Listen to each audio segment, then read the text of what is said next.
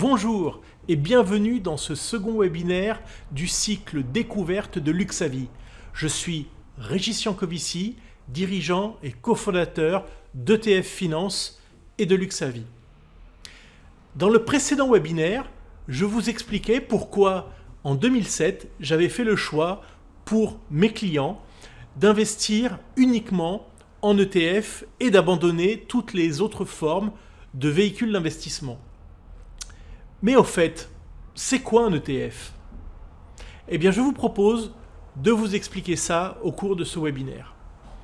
Prenons un parallèle que vous connaissez, le PCVM. Les points communs sont nombreux. D'abord, parce que un ETF, c'est un OPCVM d'un type un petit peu particulier auquel on va demander deux choses supplémentaires. Premièrement, de suivre un indice. Deuxièmement, d'être coté en continu.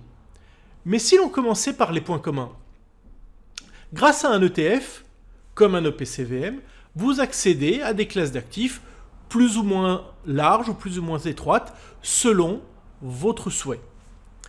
Comme un OPCVM, un ETF a forcément une diversification. On ne pourrait pas avoir un ETF sur, par exemple, 3 ou 4 titres vifs.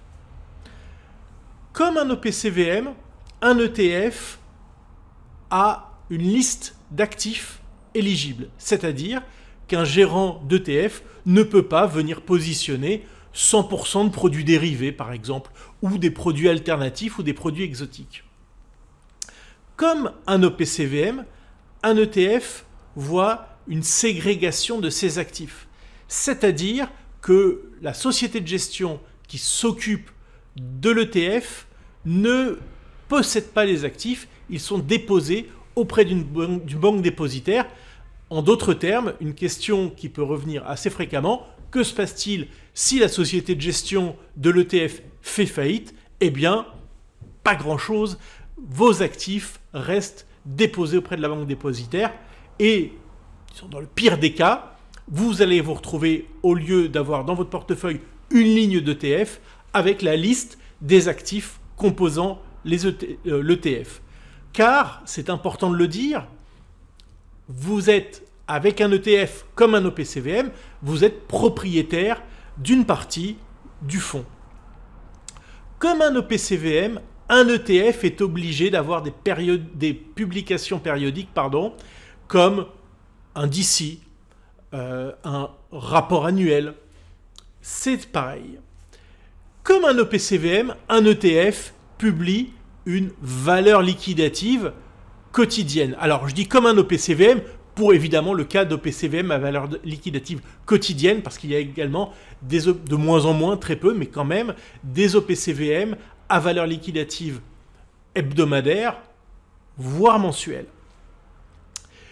Mais là où leur chemin diverge, c'est qu'un OPCVM a pour objectif de battre un indice.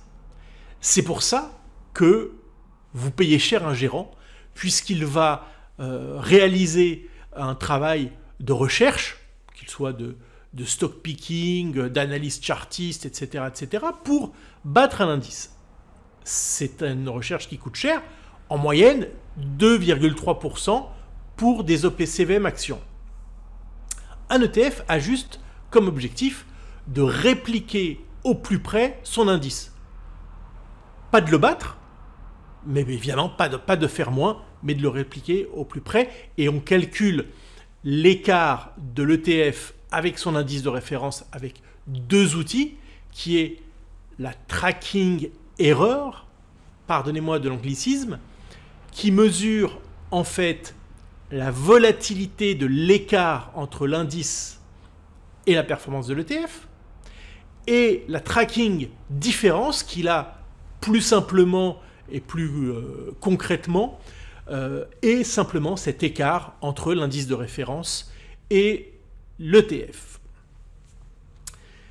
J'ai déjà parlé lors du précédent webinaire de l'impact de cet écart de frais, 2,3% pour un OPCVM, ce sont les moyennes de l'AMF, et 0,2%, 0,3% en moyenne pour un ETF, cet écart est donc considérable, 2% par an. Le gérant de l'OPCVM doit vraiment déployer un savoir-faire très important pour pouvoir récupérer cet écart de 2% par an. Je ne voudrais pas dépeindre un tableau totalement idyllique de l'ETF. Il faut malgré tout en rappeler les risques. Tout d'abord, bon, évidemment, risque de marché. Si vous investissez sur un ETF action américaine, si les bourses américaines chutent, vous chuterez de la même manière. Ce risque-là, il est bien compris. Il y a trois risques, je dirais, qu'il faut avoir à l'esprit quand on investit en ETF. Le premier, c'est un risque de crédit. L'ETF, le gérant de l'ETF, va pouvoir faire deux choses. Si on parle de réplication physique, c'est-à-dire que le gérant achète les titres qui sont compris dans l'ETF, dans l'indice de référence. Alors, il va souvent procéder à du prêt de titres, parce qu'il a une conservation très très stable. Pour améliorer la performance de son ETF, il va prêter les titres. Et bien évidemment, lorsqu'on fait du prêt de titres, il y a un risque qu'il ne vous soit pas rendu. C'est un risque qui est tout à fait contrôlé et mitigé par ce qu'on appelle un collatéral, c'est-à-dire que celui auprès duquel vous prêtez les titres dépose en contrepartie des actifs, et des actifs très contrôlés et très sûrs. Le deuxième cas, c'est où effectivement l'ETF est en réplication synthétique. Là aussi, il peut avoir un risque de crédit qui est extrêmement limité à 10% de l'actif, puisque vous avez en général, l'ETF synthétique est composé d'une partie de titres, en général éligibles au PEA, et puis d'un swap de performance qui ne peut pas dépasser en Europe 10% de l'actif, et qui, le plus souvent, lorsqu'on ouvre la boîte de l'ETF, est autour de 1 à 2%. Précision d'importance, tout ce que je viens de vous décrire sur un ETF en réplication physique, en réplication synthétique, ce risque de crédit, vous pouvez avoir strictement le même sur votre PCVM que vous achetez auprès de votre intermédiaire habituel. Les règles de fonctionnement sont strictement les mêmes. Le deuxième risque, c'est un risque d'exécution. Parce que vous pouvez très bien avoir une valeur liquidative intermédiaire, c'est-à-dire celle qui est publiée en cours de journée, qui va s'écarter un tout petit peu de la valeur réelle du contenu de l'ETF. C'est-à-dire que votre ETF, vous pouvez l'acheter soit avec une prime, soit avec une décote.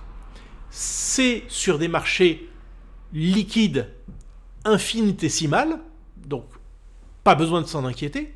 Sur des marchés un peu plus étroits, vous pouvez avoir des montants assez importants. Par exemple, sur le marché chinois, je ne parle pas de Hong Kong qui est très liquide, mais de Chine continentale, de Shanghai ou de Shenzhen, on peut avoir des primes ou des décotes qui dépassent 0,5, 1 ou 2%. C'est quelque chose qu'il faut regarder de près. Ensuite, dernier élément, un élément de liquidité. Sur les ETF, la liquidité se mesure par l'écart entre les acheteurs et les vendeurs. Cet écart est contrôlé par des apporteurs de liquidité qui ont un contrat avec la bourse et l'émetteur, le gérant de l'ETF. Si les marchés venaient à être tendus ou en crise, on pourrait voir des ETF sur des actifs illiquides devenir eux-mêmes illiquides, c'est-à-dire avec une fourchette achat-vente plus large. Donc on est dans une situation tout de même où l'ETF améliore la liquidité, puisque vous pouvez aujourd'hui acheter des obligations à yield avec un ETF de manière extrêmement aisée, cotée en temps réel, avec des écarts achat-vente extrêmement serrés. Si vous vouliez acheter les mêmes obligations en direct, vous seriez en grande difficulté pour obtenir des prix de qualité, et je pense même que vous ne pourriez pas les acheter. C'est une différence avec donc les OPCVM qui, eux, ne sont pas cotés en temps réel. Vous ne pouvez pas savoir à quel prix vous allez acheter votre OPCVM alors qu'un ETF, vous connaissez son prix. Je vous remercie de votre attention. J'espère vous voir de nouveau inscrit sur le prochain webinaire. Suivre un webinaire, c'est bien. Mais à mon sens, rien ne vaut le contact humain. Alors, à bientôt.